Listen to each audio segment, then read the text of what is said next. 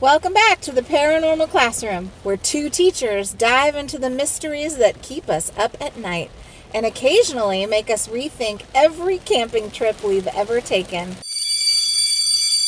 There's a place, it is really raining. Yeah. I feel like Sorry I have to for the yell sound, over the everybody. sound over the rain. There's a place in Canada where the cliffs swallow sound and the stories swallow people. Ooh.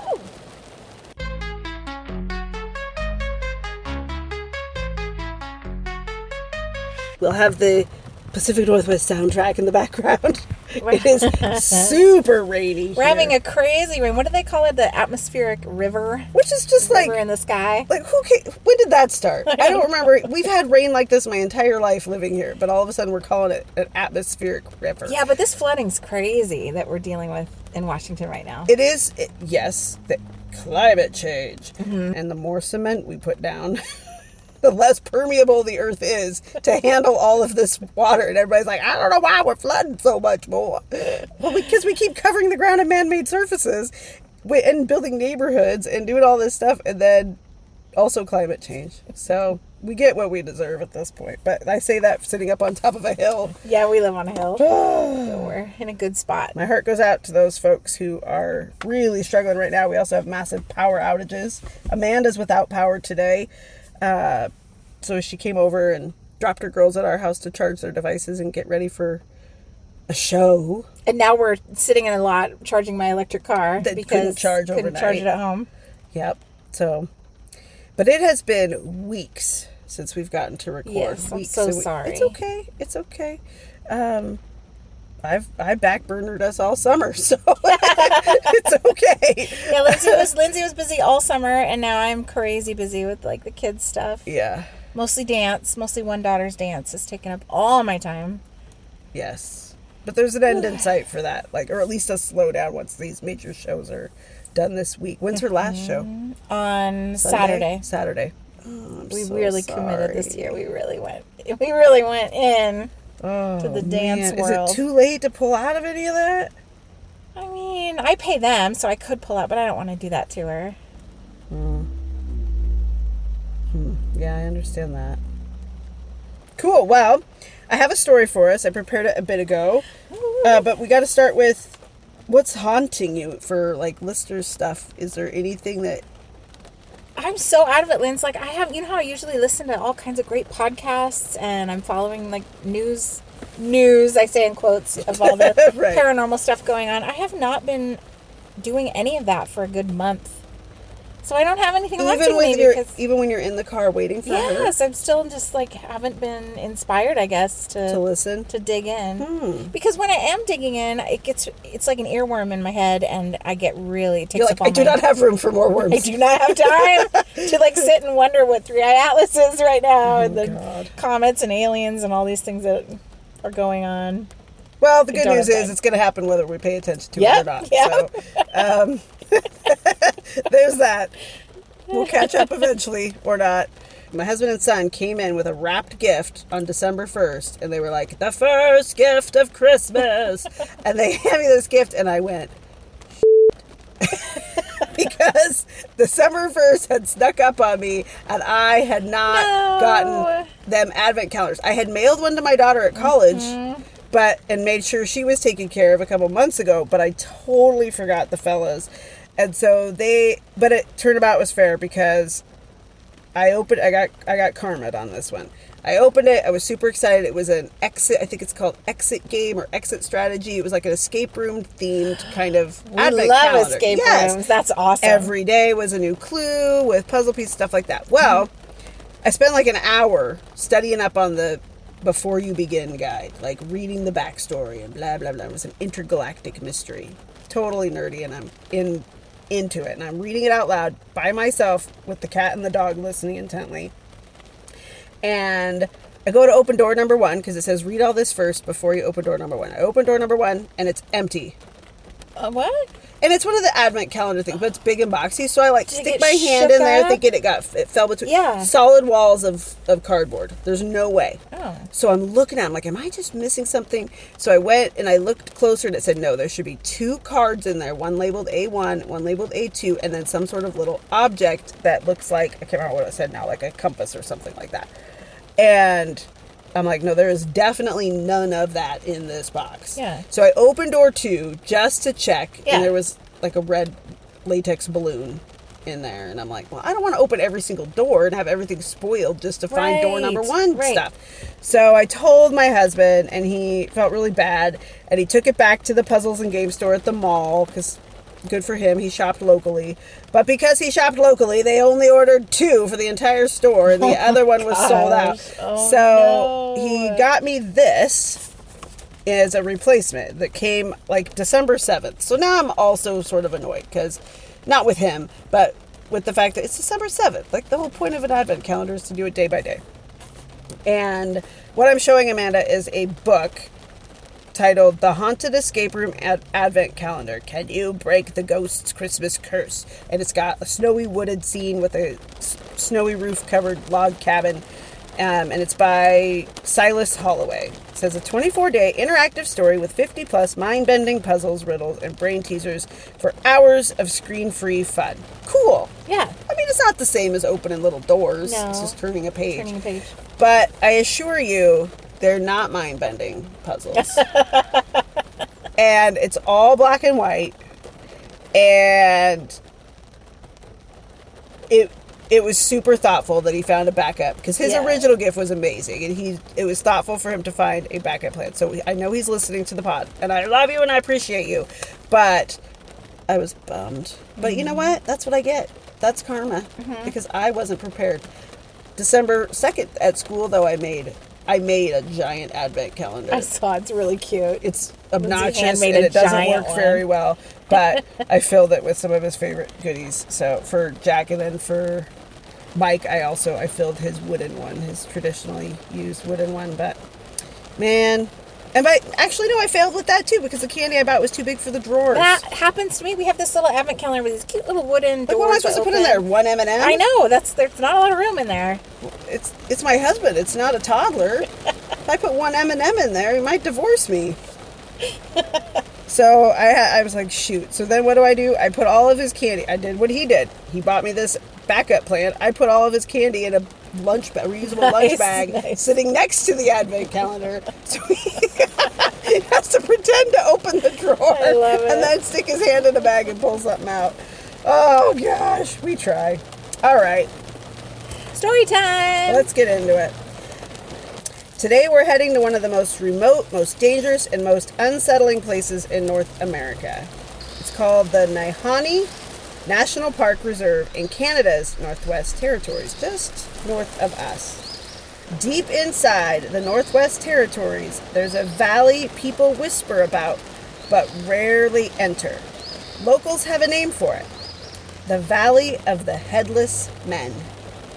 Oh, plural. It's not like the Headless Horseman. It's plural. I mean, no, I don't think Headless there's men. also... They could have horses, but I don't remember that being in detail. But this is another tip sent in for a story idea from my buddy Michael Swindle. Is it like... pouring on us right now. Are we about to leave Kansas?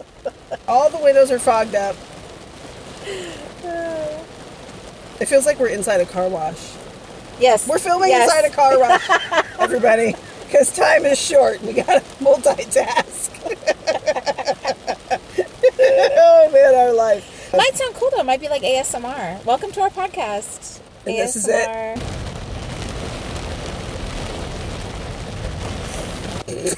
What if that's our $1 million idea?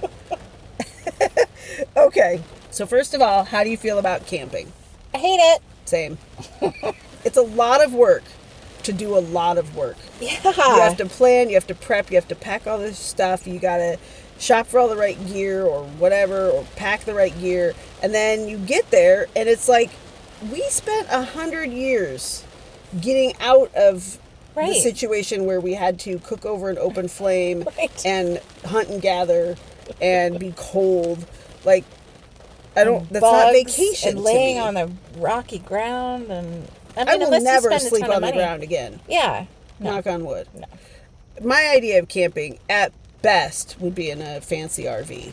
That would be lovely. They call it glamping, I think. That would be lovely. Sure. But even that, you have to pack it up. You have to keep it stocked. You got to sweep it out, vacuum it out. You got to fuel those suckers, which has to cost a fortune. I just could spend the same on a hotel. Yeah. No. Yeah. Okay. So we're the same. We're not going to be recording any podcasts from a campground. Okay. Good.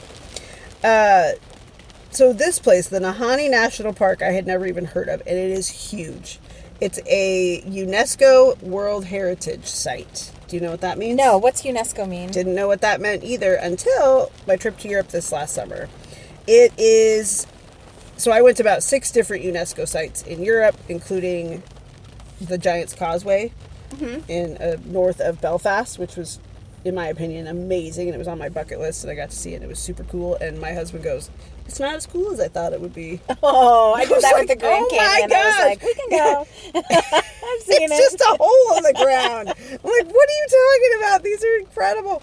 All right, so UNESCO World Heritage Sites are designated locations recognized for their cultural, historical, scientific, or other forms of significance, with a total of 1,248 sites listed as of 2025. Whoa. So they're not that special, I guess, if there's over 1,000 of them. But it's global, right? It's not just U.S.? Yes, Okay. yes. Cool. So here's some examples of UNESCO World Heritage Sites. The Great Wall of China, Machu Picchu in Peru, the Pyramids of Giza, Egypt, Yellowstone National Park, and of course Giant's Causeway, and then there are 1,242 or 3 others. And this place, the Headless Men's Cavern. Yes, in the Nahanni, the Nahanni National Park.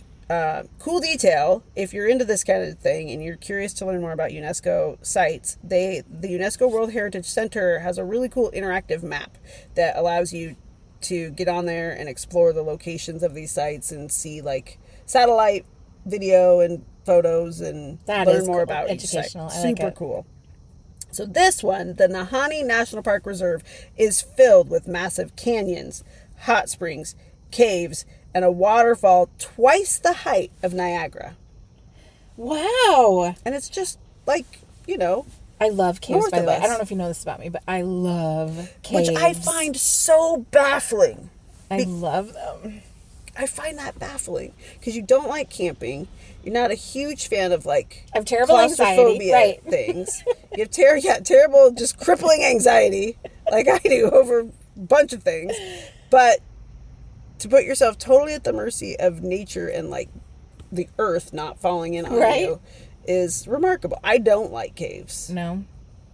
I don't feel like they're going to fall on me when I'm in one because the ones I go to are like the big touristy ones that have been and there they've forever. stood the test of time. Yeah. I mean, there's going to be an end to some of these, but that probably isn't the day that you're there. Yeah. And if it is, well, it was just meant to be. It was just your time to go. Yeah, because you talked about the sea lion caves. What are some other caves? I went to an ice cave in Idaho that was one of my favorite places to visit. It used to be open to the public. It's kind of in this volcanic rock area in a tiny, tiny town. And the people in the town, they found it. It's this cave filled with ice, and they would bring their ice skates, and they would go in there, and they would ice skate. They would chip out the ice so that they actually... They were like one of the first towns that had ice. Amazing. Back when they were building trains and stuff like that, they had ice from the cave. So I like that one. I've been to some just really big, pretty ones that have the stalagmites, and you might really like Iceland. I probably would love it. Or Alaska, like an Alaskan cruise where you could get off and do some expeditions in caves. I would love that. Yeah. They make it so tourist friendly. Any of us could do it. Yeah, I think they're beautiful. I love to see pictures. I think they're fascinating. Recently, though, I heard about a cave that had, I'm going to get the number wrong, but somebody Google it because it was the world's largest spider web ever found. Whoa. And it was actually kind of a misnomer in that it was layers upon layers upon layers of lots of spider webs. Okay. That had just created a wall. Like, you know, in cartoons or something, you'll see like somebody will like go to lean up against a wall, and it's like it's rubber. It goes like, Yeah. and they like fall into it. That's what this was like. Wow. And you couldn't even see the rest of the cave. It was so thick, and then like 10 million spiders inside this cave. No. Absolutely not. Yeah, I'm not going to step on a spider. The spider, I will put it in a cup and take it somewhere else. But I am absolutely not going into their domain. Is there a cave in this story? Is this part of the story? There could be. To be honest with you, I don't remember. Okay. Because I wrote it months ago when we were supposed to meet. I'm so sorry. It's okay. And then I skimmed it this morning or scanned it or whatever. But so anyway, the park. I've looked at pictures of this park. I'll show you a couple pictures. It is stunning. Where's my phone?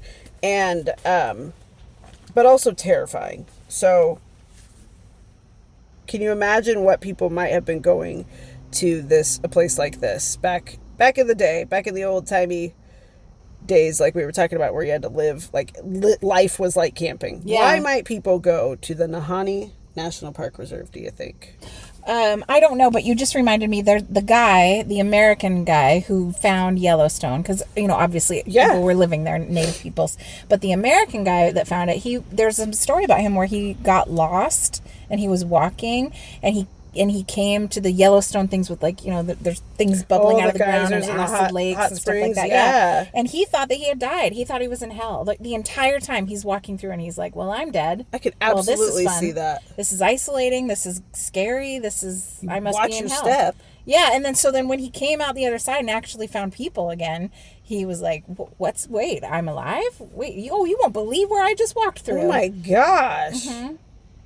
Yeah, there's no signs that are like, go around. There's no interpretive center and nice park rangers. Yeah, I mean, I've been there a couple times, and if it weren't a park, like set up for safety and set up for these are the safe ways, I can't even imagine. I'd be afraid to step anywhere thinking I'm going to fall through into a boiling pit of water, sulfur water, because it stinks too. Yeah. Gosh, that would be scary. Okay, so I'm trying to find you. Okay, here's some pictures. I'm showing Amanda. These are the falls. Wow, it's gorgeous. Yeah, it's just lovely. Huge, rocky. When you think of like the epitome of kind of Northwest stuff, and then here's on a map where it is. Back in the day, they had gold prospectors, of course. Mm-hmm. Unexplained deaths. Missing heads. Yeah, that's what I'm interested in hearing about. And a manhunt involving the Royal Canadian Mounted Police, and even some indigenous legends that give the whole place a deeper, stranger context. And something I had never heard of until Michael put this earworm in my head. Okay.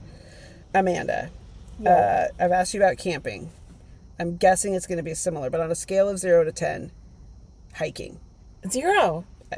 Same. I would say... I'll take it back. I'll go on a walk. I'll go on a walk outside. That's lovely. But a hike, that's hiking in some cases. Yeah, some people consider it hiking. But to me, when you say hike in this context... If I have to get my knee to a 90-degree angle at any point, I'm not doing it. I physically can't anymore, more than a couple of steps, if that. Mm-hmm. And I don't enjoy it. I've never enjoyed it. Again, that was another thing where people would talk about going hiking on the weekends. And I'm like... I don't like going... Ugh. I don't like climbing over things. Do you know what I mean? Like, stumps, or like in Washington, sometimes some of these hikes, like you've got to like slide down in the dirt to get, or climb up. You get real dirty. I've had a hike before where I grabbed something because I was slipping, and it was like poison ivy. It was nettles. It was nettles. Gosh. That hurt. So my hands were stinging. Maybe it's just because we're in Washington, but it's a job to go on a hike in Washington. Yeah, I've done exactly two hikes that I would call hikes that I can recall in my lifetime. One was in high school, senior year of high school. I was decided randomly to play soccer for the first time ever, and I tried out for the high school soccer team. And the team went up to the Olympic Peninsula and went on a hike, and it was like, what do they call that? Where you go back and forth as you go up as you ascend into the heavens. There's a word for that, but I can't remember. I can't think of it. Chicane, Switchbacks. So they're like, it's easy, you're just doing it. I'm like, okay, so I'm picturing like level ground as I just go, yeah, sure, it'll be a walk. Yeah, I'll gain some elevation. But no. You're bouldering. Like you're having to, yes, there are switchbacks, but I'm having to, like you said, somersault over objects, duck under objects, avoid getting whapped in the face with a branch. Oh, yes, you get hit by branches. All these things. And I'm like, bugs on you. Let me just run around the field for 45 minutes. This is horrendous. And then the second time was when I was trying to impress my now husband when we first started dating. And I was like, oh, yeah, I love hiking. I also said I love beer. I don't. Neither of those things. And so we signed up to summit Mount St. Helens. My second hike was summiting Mount St. Helens. That's not wise. No. That wasn't a wise and it choice. turns out I get, what's it called? Elevation sickness, something. Horrible. There's a different word for it. I would never have made it up. You didn't make it up, did you? I did. I made it all the way to the summit with the help, because of my amazing husband, who proved on that hike that he was husband material, because he was just fine. We were both really fit at the time, but I could not get over the nausea and the dizziness and from altitude sickness. That's what it's called, altitude sickness. So, which I didn't know I had, because I had never allowed myself to get to an altitude like that except in an airplane. And yeah, so I had to keep taking breaks, and then I was burning calories so fast that I'd have to eat like a power bar. And then he just stayed with me. And then we got all the way up. Finally, one step at a time. People it's like die one step on that forward. hike. Isn't that? No, that's Mount Rainier. That's Mount Rainier. And thinking of the snowy one where people fall through crevices. Yeah, that's not. Yeah, the Mount Rainier one is treacherous, and you have to train for that, and you have to pay a lot of money, and you have to have recommends that you have guides and all kinds of equipment. We have to rope up, and no, it wasn't like that. It was just physically hard for me. I mean, people were loping up and down the mountain, no problem, but for me it was beautiful but miserable. So, okay. I said that was going to be a quick poll, but it wasn't. So I give hiking maybe a 2. Okay. At its best. And you're somewhere around 0 to 1. If it's a flat surface that's been put down, all the roots have been removed. If humans have thoroughly if humans have made it a flat trail changed it through the woods, then it's high on my list. If we have sucked it free of nature, then we're down. Yeah, but if it's like a raw Washington hike trail where you're tripping over a tree root every step and twisting your ankle, and that's a 0. Yeah. Put me on a horse and I will do it. Yeah. It's still scary as heck, but I will do it. Okay, so to understand the Nahanni Valley's mysteries, we have to understand the place itself. It covers nearly 12,000 square miles. Pretty ginormous. Wow. It's not a drive-in with your Starbucks kind of park. You get there by float plane. Wow, okay. Or you don't get there at all. So imagine 4 massive canyons carved by the South Nahanni River, some walls dropping over 3,000 feet. Wow. That's like looking straight down the side of the Empire State Building. I know that I don't ever want to go. It sounds amazing, though. Yeah, I don't want to go either. No, I have no interest in taking a plane. I don't even need to know about the headlessness part. You've lost me at straight down 3,000 feet. Yeah, you lost me at seaplane. Or can't go in with my Starbucks. And in the center of all that, we'll put air quotes, beauty. No, it really is beautiful, but mostly dangerous. There is the Virginia Falls, a waterfall so powerful and so tall that the ground literally trembles around it. That's cool. Very cool. Yeah. It's remote, it's wild, and for over a century, it's been the perfect stage for mystery, myth, and tragedy, unfortunately. All right, so moving into indigenous legends and place names. Long before prospectors showed up, the Dene people told stories about a fearsome mountain tribe called the Naha. These Naha warriors were said to descend into nearby settlements, attack suddenly, and then disappear back into the mountains. But one day, according to legend, the Naha themselves vanished. Just poof, gone. No one knows why. And throughout Nahanni, similarly named Naha tribe in the Nahanni Valley, you find place names that are unsettling even before you hear the stories behind them. Place names like Dead Men Valley, Funeral Range, Headless Creek. So if the map is telling you to run, run. Back away slowly or run away. Yeah. It's also worth noting, I'm sharing these facts with respect. These landscapes carry cultural significance for indigenous people, and their stories existed way long before European settlers of any kind arrived. So, in fact, all right, segment 3. We have the long-standing indigenous mysteries and wonder and awe around it. Then we get into some European settlers coming in, the MacLeod brothers. So we're going to jump to the early 1900s when gold fever hit the Nahanni, as it did so much of the Pacific coast from Alaska all the way down to California. 2 brothers, Willie and Frank MacLeod, set off in 1906 to find a rumored mother lode hidden deep in the valley. They were experienced woodsmen, skilled travelers, and they vanished. 2 years went by. No word, no sightings. Finally, in 1908, a search party discovered the MacLeod brothers' camp deep in what would eventually be called Dead Men Valley. Their bodies were found lying near their camp, and here's the part that cemented the legend. Both men were missing their heads.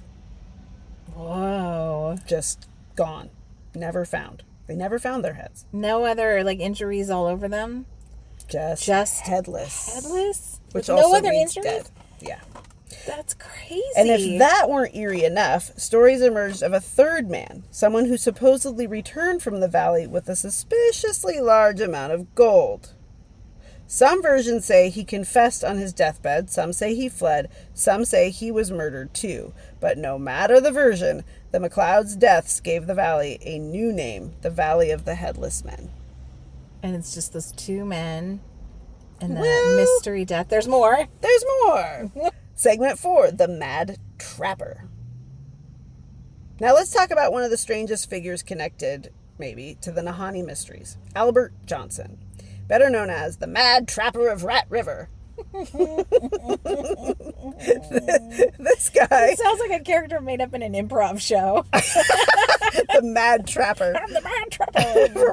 Or something from that... What's that Muskrat Christmas you love? What's it called? Emmett Otter's Jug Band Christmas. Emmett Otter's I watch Jug it Band every Christmas. Oh, it's horrible. It's delightful, but it's also way too long. But you and my husband love it. And the California Raisins Christmas. I love that. I watch that every Christmas. Things in common where I just go, what am I fever dreaming right now? And I actually have a lot in common. We're kind of buddies. I think that's cute that you picked me to be your friend and him to be your husband, and we're both pretty similar actually. Oh yeah, I love it. It's delightful. You're both highly intelligent, highly empathic, but also you always, and like I said, highly intelligent, obviously professional people, adults, but you have this childlike wonder and appreciation and sense of humor about stuff that I find just awesome. I just love it.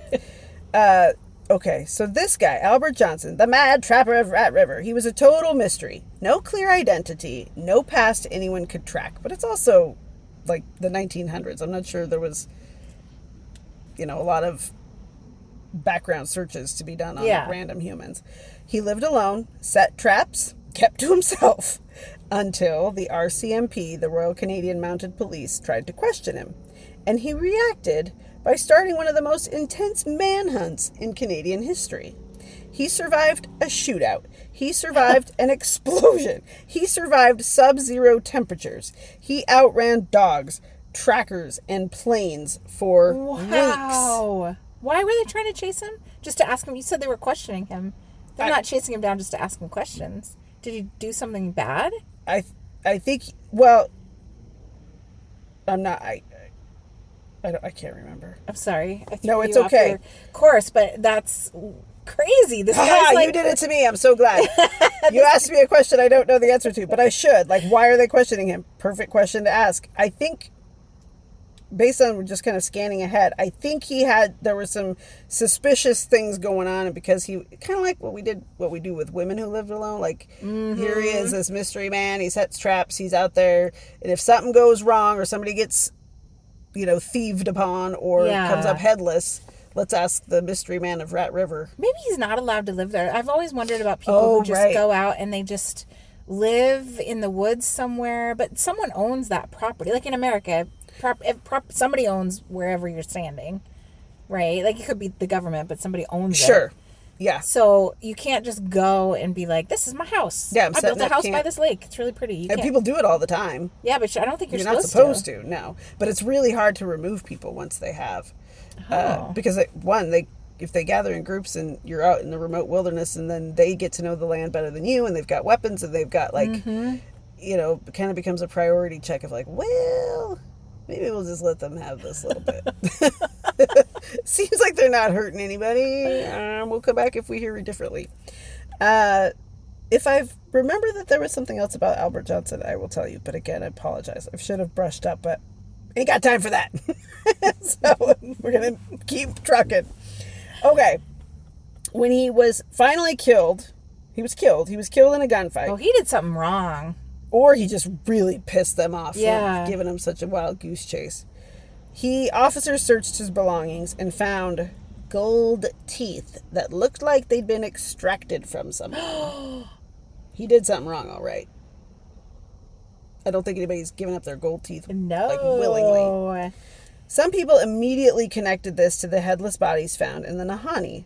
It doesn't prove anything, but it certainly doesn't help anyone sleep better at night. So they couldn't ask him any questions about it. But that's suspicious to keep running and running and running like that and then end up with gold teeth. Like, you did something, dude. All right. So sadly, the McLeods weren't the only victims. Over the next few decades, more prospectors disappeared. Others were found dead under strange circumstances, sometimes with their heads missing, sometimes burned in their cabins. So somebody's out there murdering people. Specifically, they're taking heads. Yep. Because they're not finding the heads. They're taking names and taking heads. One story that always gets me when I was like, it kept coming up over and over as I was researching this. One story that, just kind of baffled me was there was a bush pilot whose plane crashed. He survived the plane crash. Oh, I can't even imagine. Built a shelter. Built a shelter. Also, can't imagine having to do that. No. And imagine he was in a plane crash. I'm sure he has broken bones. Right? Something had to have been injured. He left a detailed diary. But when rescuers finally arrived, he was gone. Nowhere to be found. The camp was intact. The plane was there, but he wasn't. And that's the thing. Some of these cases probably have natural explanations. Exposure. Yeah, wildlife. Animals. Accidents. The Nahanni, being what it is brutally unforgiving. It's just a wild, wild place. You go in with a lot of risk. But there are others. Those are the ones that kind of keep this legend alive. The headlessness being top of that list. So what really happened? There are 6 theories. Okay, cool. No, there are not 6. Yeah, 6-ish theories. On the rational side, which we've kind of just alluded to as umbrella topics. Extreme cold. So cold that your head snaps off? No. I don't know about that. No, I totally believe people disappear easily for natural like reasons. You said with Mount Rainier, fall in a crevasse. Easily, right. But not, I can't think of a single thing where you would just naturally lose your head in an accident out there like that. No, not. And not have other injuries on your body. Right. And 2 people in the same, no. That, I can't even think if you, like, accidentally built a trebuchet of some kind and you built it on purpose to cut wood or something. I don't know what you would need a trebuchet for in the middle of the wilderness, but if you did and you somehow cut your own head off, it's not going to also cut off your buddy's. Like, what would be the chances? What a crappy day. I can't get this vision out of my head that one of the brothers lost their head first and the other one had to watch it. Like, if you and I were out somewhere and you lost your head first, that'd be horrible. And then whatever's happening, I'd be like, oh, my head's next. Mike, my spouse, he has a story where there were a couple buddies in a car accident. And the car accident was so bad and happened in such a way that the young man in the passenger seat was decapitated, and the driver, the head like fell on the floor of the passenger seat. Oh. And the driver was alert enough to look and see, and he's described that the head like had a moment of recognition, like it realized what happened to it. I've heard of that, of when, the guillotine would like cut heads off. Yeah. And there'd be a moment, like 3 seconds or whatever, where the head is still seems to be kind of aware of what just happened. I can't imagine. It's like, it's one of the most horrifying images and like vibes that has stuck with me since I heard it 20-some years ago the first time. Okay, so theories on the rational side: extreme cold, these people disappearing, dangerous river currents, scurvy, which is always hilarious. I mean, scurvy itself isn't funny, but the fact that they disappeared because of scurvy. Bears or wolves, conflicts between prospectors, people simply getting lost in a wilderness the size of a small country. All of that makes sense. But the Nahanni is not a place that forgives mistakes, like a lot of these places around the world. They do not forgive mistakes, sort of like Weight Watchers. or Weight Watchers. Or like North Korea. You don't get away with mistakes easily. Oh my there. gosh. That is so wild that you bring, I've been to a Weight Watchers meeting, and it's very like guilt heavy. You have to get weighed in front of everyone. In front of everybody. And then they're like, no, you just compared North Korea, Weight Watchers, and the wild wilderness. All three of which I'm not a huge fan of. Turns out they have a lot more in common than I thought. Incredible. Okay, but the pattern of missing heads, burned cabins, and vanished explorers is harder to brush aside. So there's the supernatural angle. Curses. Because people would do that to people. They would it used to be a lot more common, I think, to curse people. Like, I curse you, John Henry, for da-da-da-da-da-da-da. And people would take that, with a lot of weight. Like, oh, now I'm walking around with this curse. And people would pay money to try to break curses. Oh, wow. Yeah, people still do, actually. Yeah. But I don't know of any curses where it's like, you're going to lose your head. But I think I don't know. Who knows? A valley, so spirits of the Naha is another. Oh, seems like a racist theory, but who am I to say? A valley that, they call it the valley that doesn't let intruders leave. So if you are seen to be intruding upon the land itself might come after you. Or a some believe a place where nature and folklore just meet in a mysterious way, and we have to just come to terms with we'll never know. My money's on human evil. Seems human like the murder. gold teeth are a pretty good clue. Yeah. Somebody or somebody's. I mean, humans have been awful to each other. So, but at this time, the headlessness was really freaky. Unfortunately, we live in a time now where if people came up headless, it's just another day in paradise. As crappy as that is, that's happened a lot. People find bodies in the woods. No head, no hands, other body parts removed. Yeah. And it's part of the murderer's MO or whatever. But at this time, in the 1900s, out in the middle of nowhere, it really freaked people out. Didn't stop these greedy prospectors or desperate prospectors, but it was pretty freaky. There's no women in any of these stories. There's no women. But there had to have been women. Oh, for sure. I think we just don't hear about them, but there had to have been women who were like, I want to go make my fortune finding gold. There were. I'm tough and I can live in the outdoors. And there are stories, not that I can quote right now, but there are stories of female prospectors. There are stories of wives of prospectors who went with and helped, or just, stayed nearby to cook, clean, take care of children, be there for respite. And then there are stories of sex workers, of course. Anywhere there's a bunch of men, there will be the oldest profession in history, which will be sex work.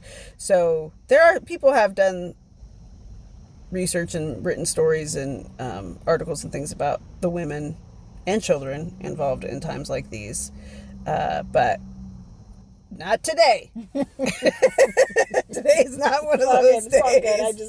It just hit me. I also lean toward a mix of harsh nature, harsh humanity, just converging into greed. Greed is a powerful killer for people. Yes. They will do awful things.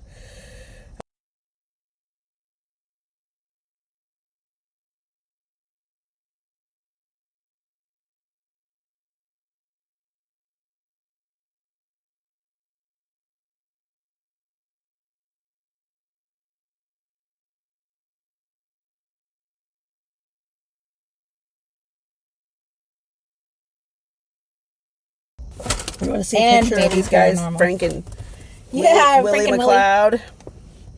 One-eyed Willie. They had no eyes by the time it was said and done. Oh, they look like... I'm really into mustaches, by the way. Those men are handsome. Oh, look at those eyes. They he look also awesome. Looks crazy. He looks nice. Yeah, he does. He looks like a sweetie bug. I'm sorry he lost his But that's head. what they were looking like near the end. I'm sure they're stinky and dirty. And Totally. They were Scottish, too. they're were my super people. handsome, yeah. Very. Oh, that's so sad. Yeah. I think someone killed them. Probably. They probably did find gold. And not just in their teeth. Yeah. I think I had another. All right. Well, but that's what we love about legends, right? Like, we don't... It's just the fact that they named it the Valley of the Headless Men is just makes it massive. Like, I can't even imagine if we just started calling some places now that we know of infamous murders or whatever. We started naming it after that. Like, that'd be awful. Well, if I were a hermit, which God wouldn't that be delightful? and I stole land, like I went and moved onto land that somebody else owned and I didn't want them to know, like some remote place, I would name things horrible. Heck yes. Just to like deter people from coming around. Iceland, for example. So what do they name their stuff? Iceland.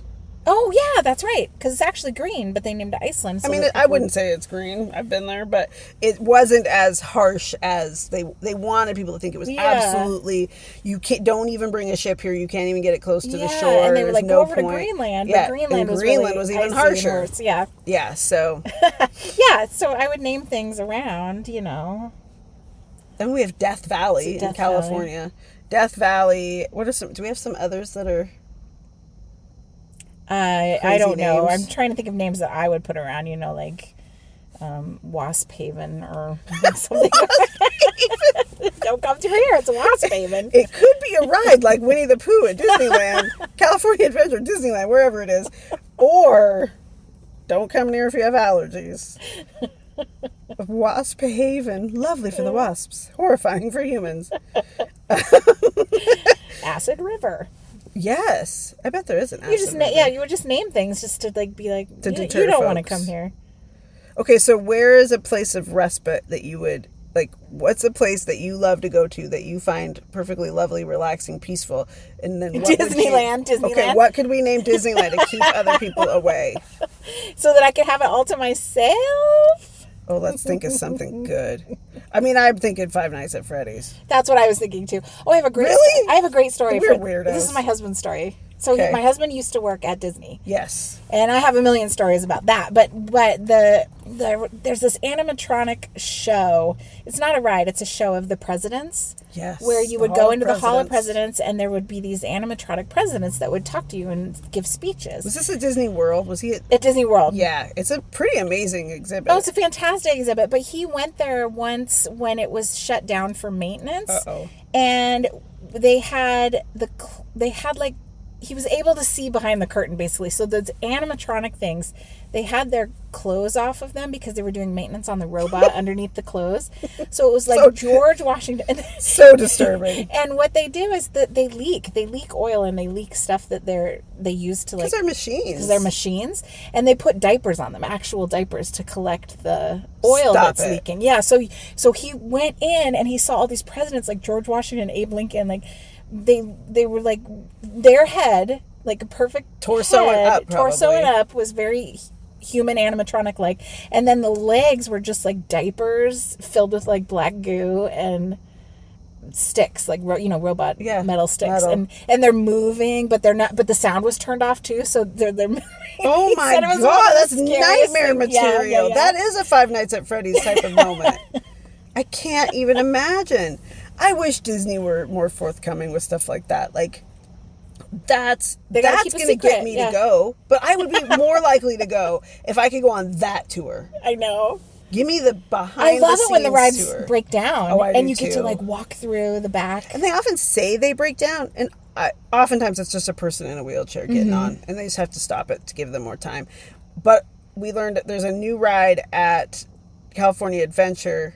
Nope, it's in Disneyland, Toontown, and it's Mickey and Minnie's something road race, something like that. And it's a really cute, delightful little ride, and we had to wait an inordinate amount of time because someone dropped a cell phone. And they tell you, don't have your cell phones up. Like, that's ridiculous.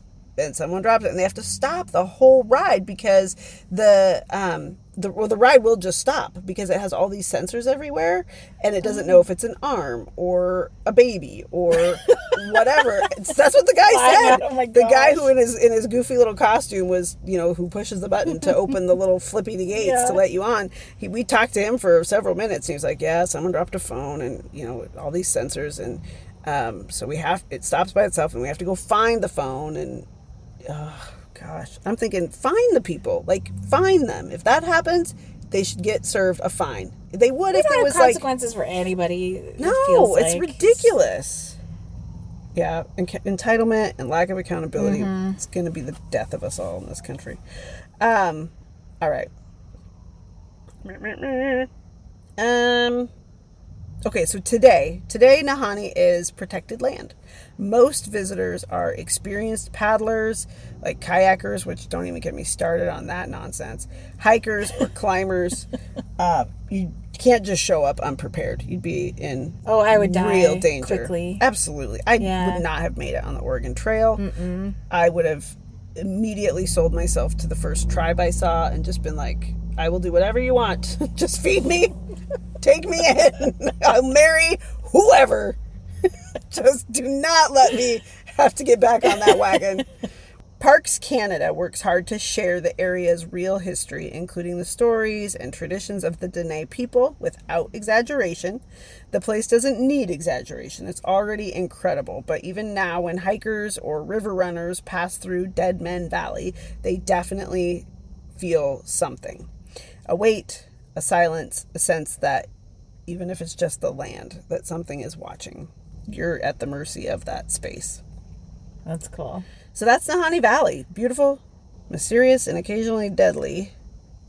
Whether the real explanation is nature, human conflict, or something more mysterious, this place has earned every bit of its reputation, and I'm really torqued that I've never heard of it until recently. So let us know what you think happened in the Nahanni. If you've heard of the Nahanni, if you have other stories to add to it, supernatural forces, a human killer, curses, or just like a wilderness too big for humans to respect. Because sometimes we think we can do more than we can. So please follow us. We aren't really going anywhere these days, but please follow us on our social media. We'll get back into it. It's just too precious of a time for me to let Amanda off the hook easily. I've got to do a story next time because I think you've done 3. No. I've only done 2. You did 2 and I did 2. Oh, okay. Yeah. Oh. Yeah, we're off our routine totally. We'll get back in. We'll get back into it. We'll get back. We'll talk after recording today and figure out, okay, let's make this, if we can, any way possible, to make this a big marble to put in the jar again. Is there any way, whether I drive to Auburn on a certain day at a certain time or whatever, we just gotta lock it down. Yeah, follow us on our socials, leave a review. Those are really cool, and send us your favorite local legends for future episodes like Michael did. Thanks, Michael Swindle. And thanks for listening to the Paranormal Classroom. We'll see you next time, and stay out of Dead Men Headless Valley. Keep your head. Yes. Class dismissed. And don't open the door.